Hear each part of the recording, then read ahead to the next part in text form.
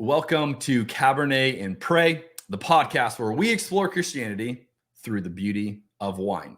And this is episode 26, The Fear Peddlers.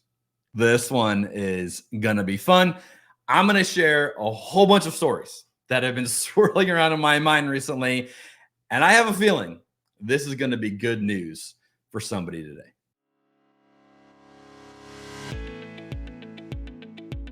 I've never shared this with anybody publicly. There's so many things happening in this conversation right now. 1,000 years from now, people are going to be looking at this podcast saying, so this was the breakthrough. If this was SportsCenter, that would be like such a hot take. Skip Bayless would have no idea. Stephen A. Smith would have no idea what to say if you drop that down. That is so good. The joke I always say is like, how'd you learn so much? You got to drink a lot. The power of food and beverage to lubricate an environment. Resistance to change is hurting the church. I'm not in the camp that God has a penis or a vagina or a body at all. I'm in the camp that God is a universal spirit. This is the strangest podcast that I've been on. I don't even know what to do. I'm kind of geeked up about this wine. So this is my second glass, and it delivers a little more of a punch than I expected. So if I get a little loopy, it's your fault. You told me to drink on this show. You've uncovered the mystery. You've exposed the formula. You've just duct taped together a number of things that aren't normally hanging out together, and I'm here for it. We're going to sit down at a table, we're going to have a glass of wine and some food, and we're going to talk about the beauty of Jesus. Thank you for the hospitality that this particular podcast provides folks like myself, and I know others, to be curious around their faith practices. I will never forget the first time I bought a bottle of wine by myself, which was yesterday. If you're familiar with drunk history, I thought it's like drunk theology. So By the way, drinking this Pinot Grigio at 3 o'clock in the afternoon is making me even more direct in my communication than I normally would be.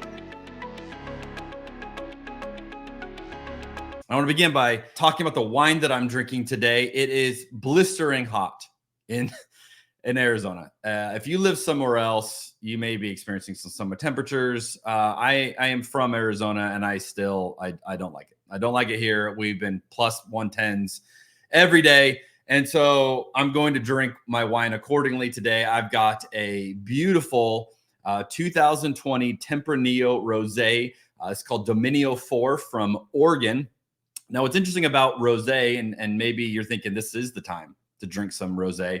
Rosé is made in every major country in the world. In addition, it's made of nearly every grape variety. And so rosé is more of a method of making wine than necessarily a wine type, if you will. And so you can make rosé wines out of so many different grapes. This is, again, a Tempranillo grape, which when it's made into a red wine is also a wine that I absolutely love. This one, for those of you who are only listening to audio of this, let me describe the color of this. It's a beautiful orange color. That's because rosé gets just a little bit of skin contact compared to when you're making a red wine and you get lots of skin contact. Rosé just gets a little bit, just usually a few hours. And so this is just a beautiful orange color. And on this one, I'm getting grapefruit, orange peel, rose petal, and cherry.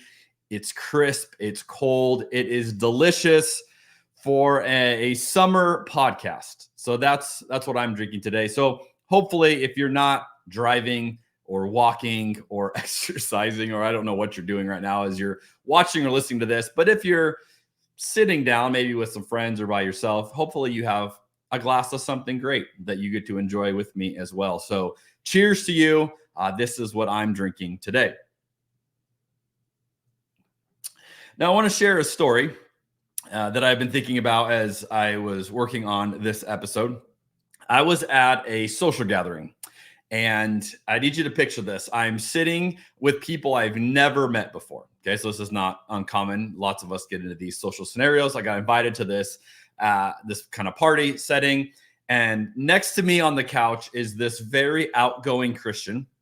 And then the third person in our conversation was this very tough older gentleman who had been through a lot. And I was kind of a fly on the wall for most of this conversation while the Christian was trying to convert this other guy. Now, again, you got to keep in mind, we didn't know each other prior to this party. I didn't know either of them. They didn't know each other. And so I'm just kind of here along for the ride, enjoying this and listening to the things that the Christian was saying, trying to get this other guy to convert. I mean, literally like on the spot, like give his life to Jesus. And so he did an approach that's a very common approach, and you've probably had it done to you, or you've heard it done around you, or maybe you've done it yourself because you felt like this is what you do if you're a good Christian. But he did the whole, do you want to spend your life in hell? Like, do you want to spend your eternity there? Right? You've done some things. Now it's time to get right with God. You don't want to spend eternity in hell.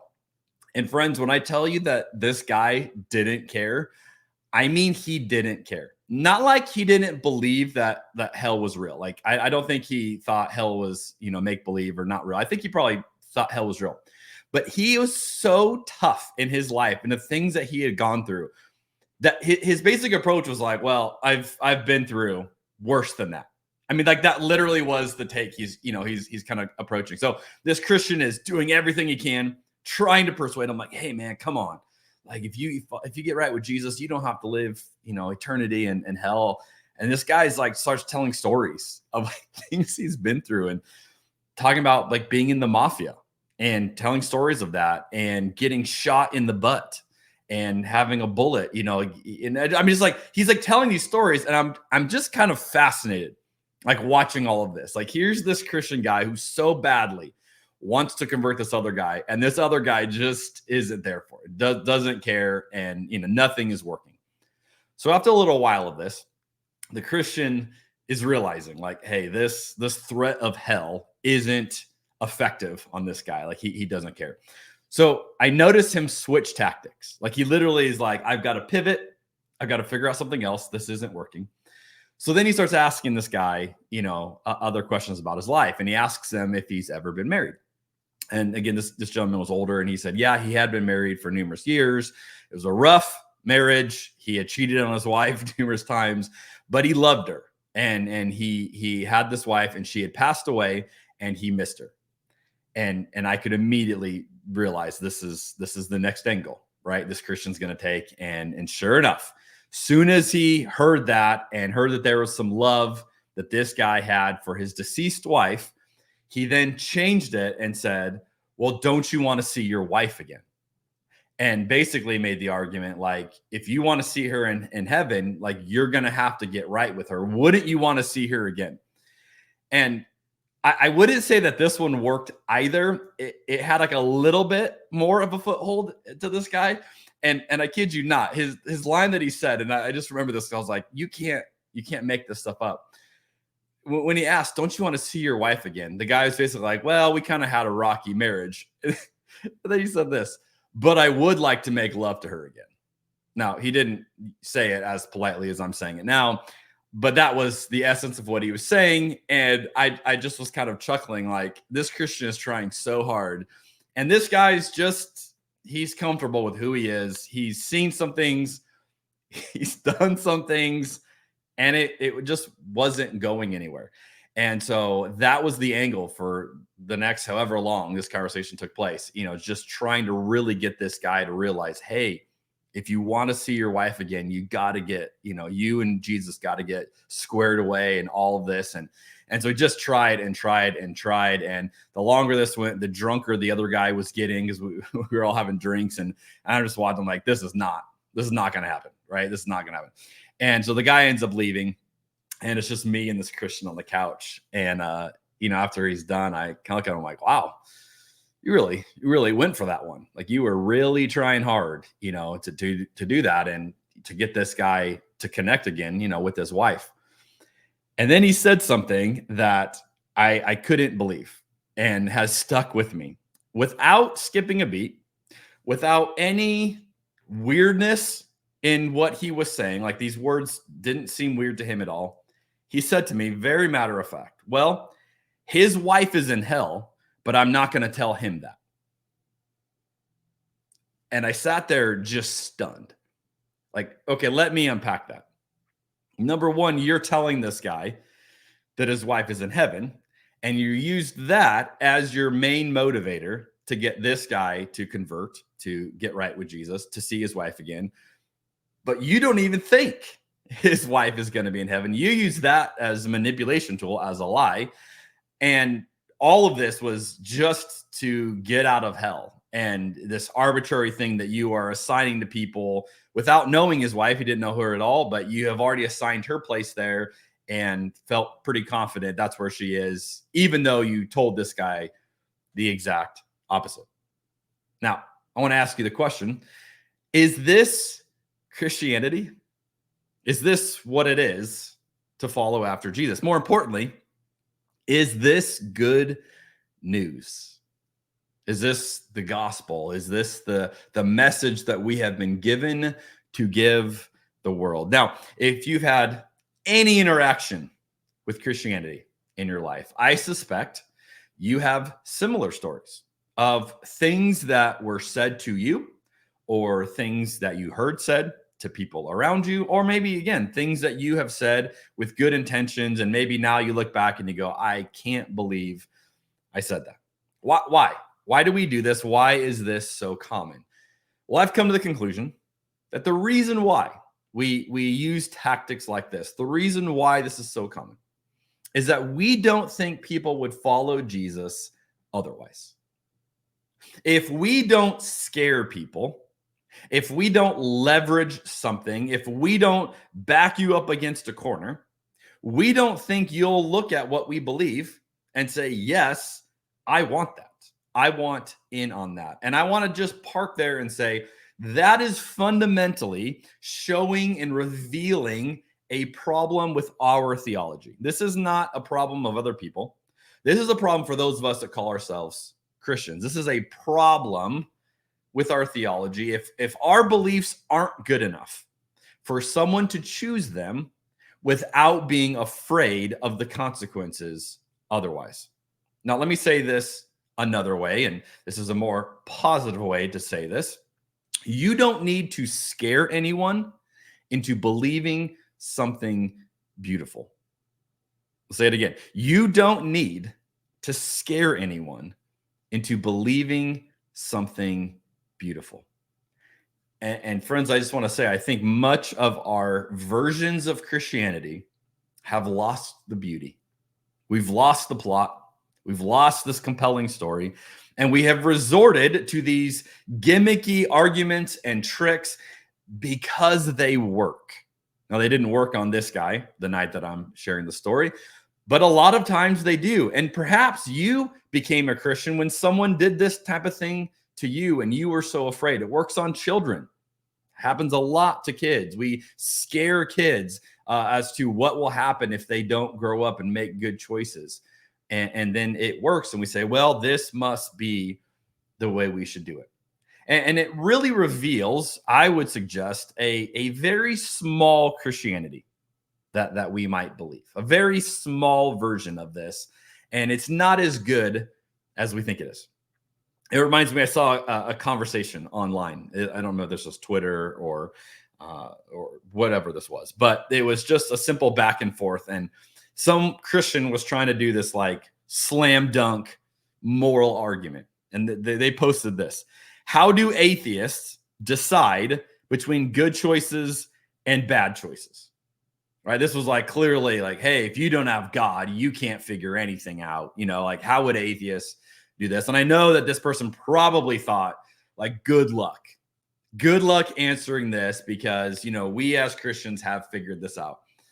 And then I saw the reply, and the reply said this: if you need the threat of eternal punishment to be a good person, you are not a good person. Oh, I love it. I love that answer so much. Look, if your version of being good is only because you're afraid of being punished, you're afraid of the consequences, you may not be the good person that you think you are. And this can be a doozy for some people. Now, the topic of hell is a big one, but that's obviously just one fear amongst many fears. We have no shortage of fears that we use in Christianity these days. And in fact, in episode 25 of the podcast, I talked to Jordan Hughes, and he's the high proof preacher. That's his social media mantra now, and that's kind of his persona. He used to be on staff at a church. Now he has become this incredibly successful photographer, and he makes cocktails, and he's become this really kind of a trendsetter in that industry. But we both talked about a fear, and I didn't even realize it till that conversation, till that episode, as Jordan and I were both talking about the fear we had once we had left a church staff, that all of a sudden the support network, the safety net, if you will, the people who were going to be there for us, we wondered, will they be there for us anymore? And, Jordan had some things in his life that after he left the ministry, wondered, how is this going to be different now that I'm no longer on staff? And I've shared in previous episodes some of the things we've gone through with Michelle's health journey, but really wondering, like, hey, now that I'm not, full-time employed by a church staff, I don't have that formal community anymore. Will I still have support when we need it? And I realized this is a fear. And then as we're talking, I thought, where does this fear come from? Well, it comes from the way that we talk about the church inside the church, right? We talk about how great it is. And this is usually done in a positive sense. Like, this is so great. But the implied counter to that is that if you ever leave this, you're on your own. If you ever leave this, you're going to be horribly alone, and you will not have the community, the support that you need.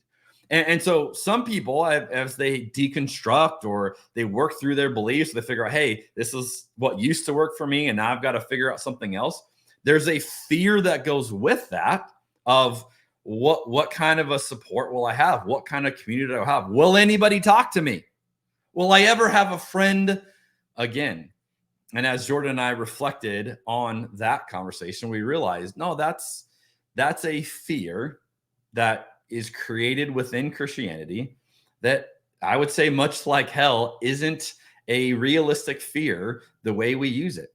I have found incredible community, incredible support outside of being on staff at a church and the formal support that I used to have in that role and in that kind of a community. And yet there's still this perceived fear. If you move too far away from the church, you will die alone on an island. And it's another one of the fears that we have. Now, there's all sorts of these fears. And the reason why I decided to do a podcast episode on this is because I just kept thinking of fears and hearing about fears. And I thought, let's just talk about it. What are we so afraid of? What is going on here when it comes to Christianity?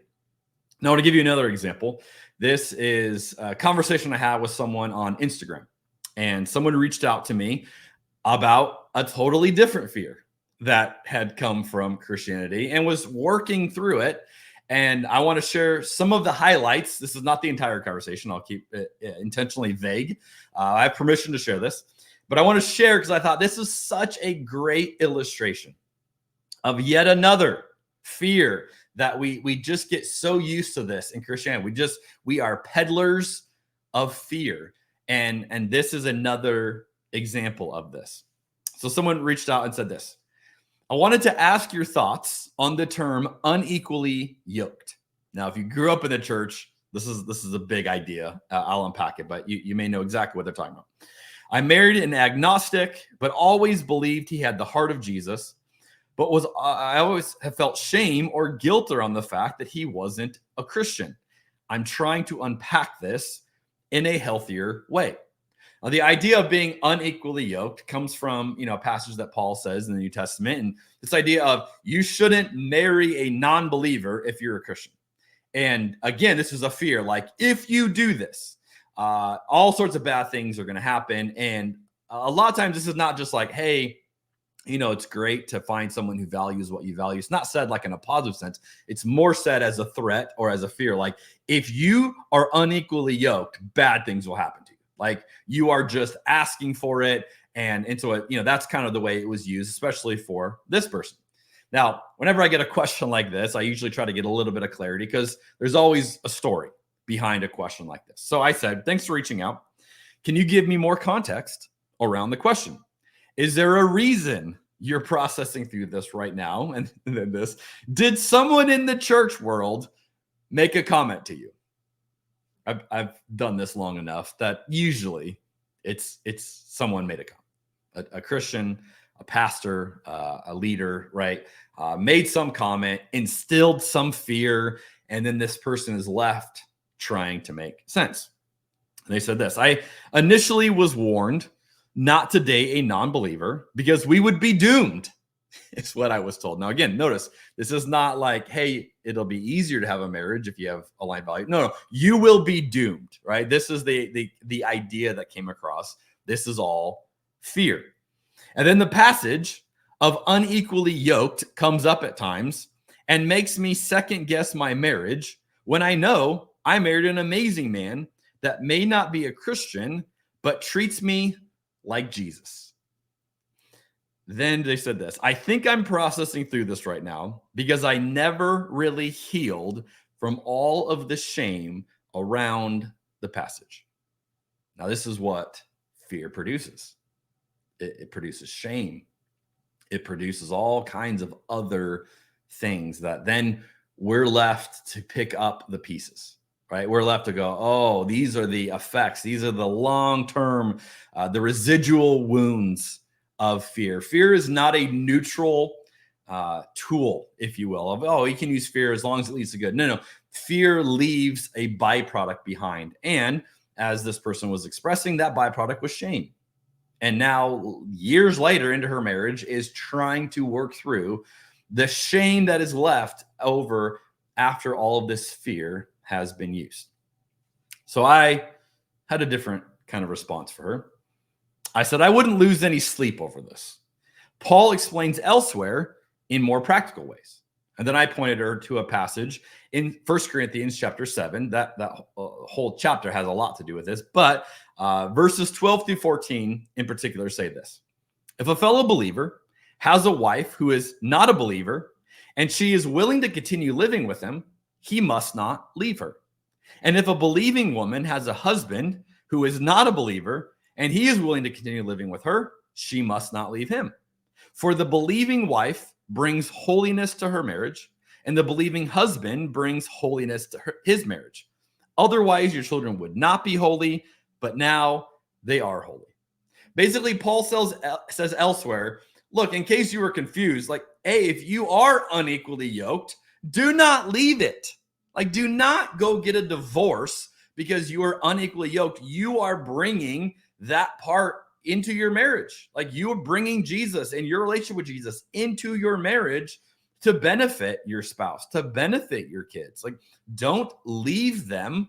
And Paul's getting very practical in this. So then I followed up with this. There are plenty of Christian men who treat their families in ways that look nothing like Jesus. So your marriage is more equally yoked than theirs. Either way, you shouldn't feel shame over this, and I'd encourage you to instead look for ways for Jesus to show up in unique ways through the both of you. Now, again, just pointing out, hey, there are other passages that would give you a very different impression than the one unequally yoked passage that had been used to create fear and shame in her. And she replied with this: wow, thank you so much for this. Very encouraging words, and I will absolutely carry on with the ways of Jesus and how he shows his love through my marriage. Thanks for all the good news. See, that's what happens when you battle this fear, when you face these different fears, when you call them out and say, look, these are not of God. We put a lot of spiritual language behind them. We get really passionate about it. And, you know, Christians sometimes turn red in the face. They're so passionate about it, but it doesn't make it good news. And it doesn't mean it's of God just because you have a verse behind it, as is the example here. You don't need to scare anyone into believing something beautiful. And friends, this is a simple yet game-changing epiphany. that if we believe something beautiful, we don't need to scare anyone. I came across this quote from Bishop Gene Robinson. I think this is such a good quote. He says, "It's funny, isn't it, that you can preach a judgmental and vengeful and angry God and nobody will mind. But you start preaching a God that is too accepting, too loving, too forgiving, too merciful, too kind, and you are in trouble." Isn't that interesting? That if I scare you with this perceived view of God, people go, "Oh, it's just preaching the truth. Preach it." But if I start to portray Jesus and God as this incredibly good God, people go, "Oh, you're watering it down. You're just telling people what they want to hear." It's almost like we've just come to believe that fear is the game. You have to play it. And friends, if we believe something beautiful, you don't need fear. And I don't find fear in what I have experienced with Jesus. So what fears do you live with? What are those fears swirling around in your head, in your world? What emotions are wrapped up? What shame is triggered by the fears in your world? How are those fears shaping what you believe? Well, I believe this about God because I was told if I don't, I'm not a real Christian. Or if I don't, I'm going to go to hell. Or if I don't, my marriage is going to fall apart. Or any number of things that are behind these fear statements. How much of what you believe is based on fear? And if you could remove the fear behind it, if you could just slowly, systematically peel those layers back and go, okay, I'm just going to look for what is the most true, most compelling, most beautiful thing I can find. And I'm not going to let fear dictate what that is. Would you change your mind? Would you believe something differently? And more importantly, how are your fears shaping what you do? How are they shaping the decisions that you make? How are they shaping the way that you treat people? How are they shaping who you surround yourself with or how you engage with those people? See, so often these fears that we have baked into our religious beliefs, they play out in so many different ways, and we don't realize it.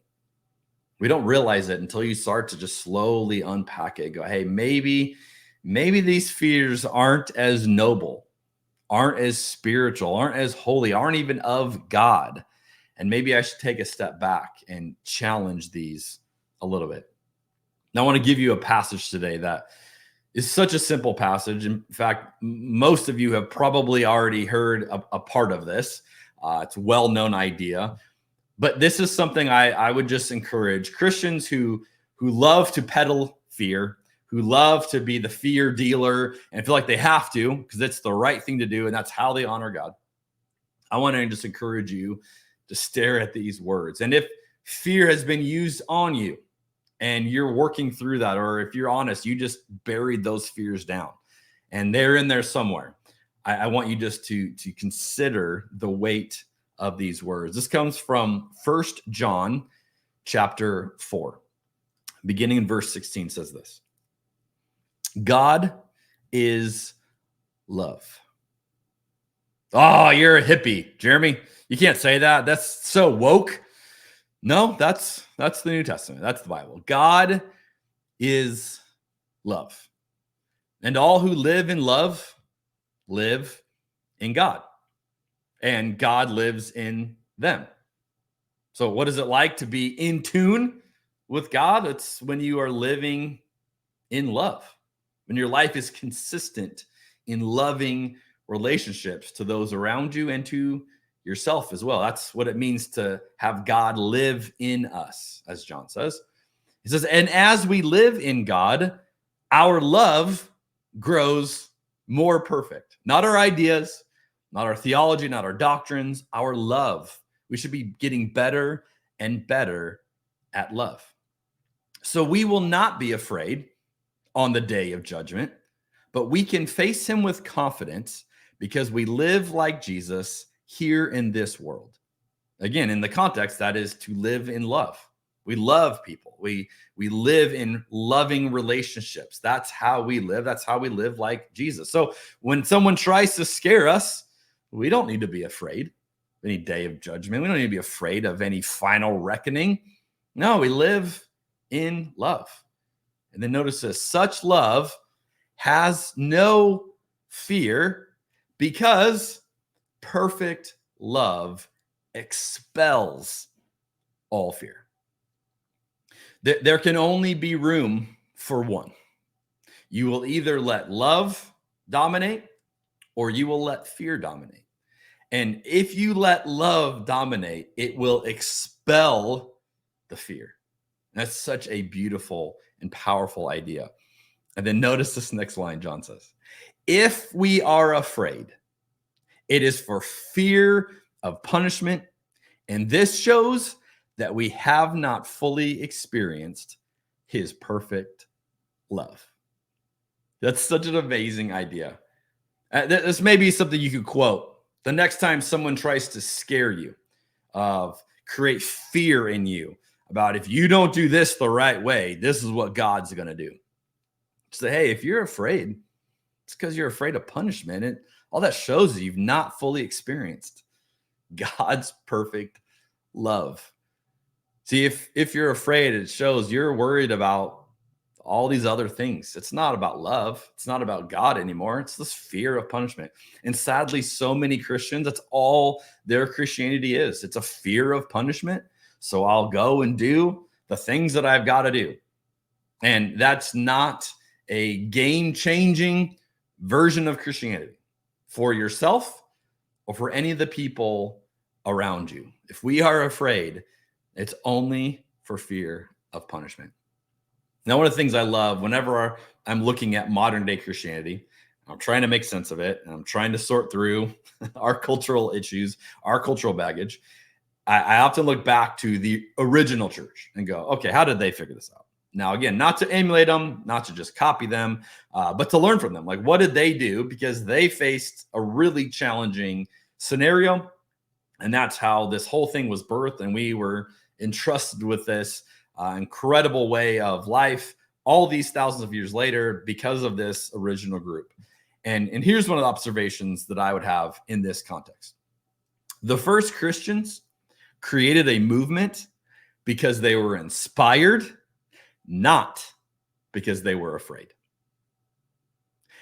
I believe the reason Christianity took off was not because they could induce fear better than anyone else, not because they were the ultimate fear peddlers.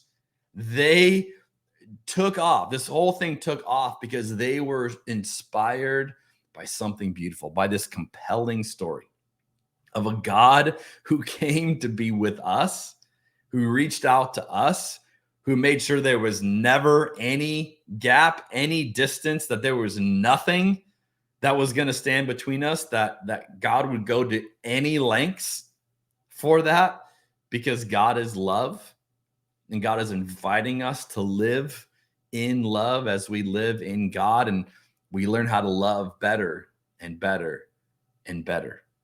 And so I want to remind you, you don't need to scare anyone into believing something beautiful. See you in the next episode of Cabernet and Pray.